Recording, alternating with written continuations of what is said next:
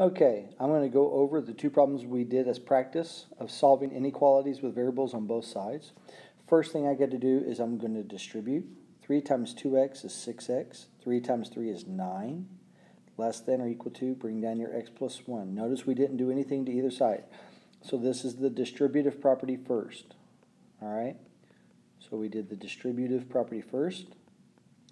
Then I'm going to subtract x on both sides. Notice how I keep my inequalities lined up. All right? So I'm going to keep my inequalities lined up until further ado. This is 5x. Bring down your minus 9. The x's are gone.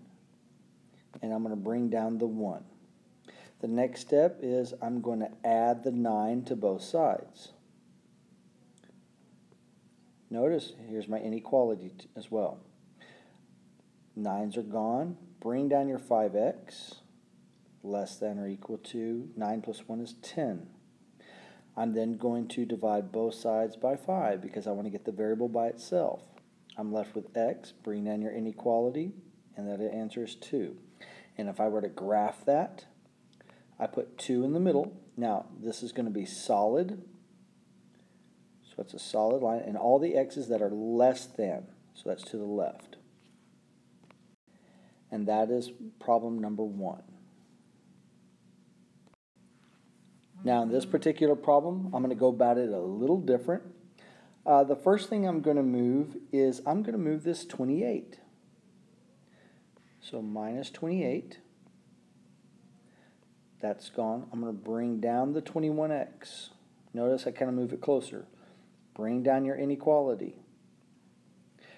10 minus 28 is a negative 18. And then bring down your minus 3x.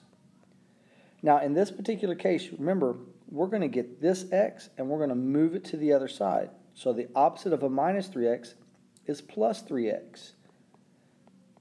I have a lot of kids who are still wanting to divide by negative 3. You can't do that. So that's gone.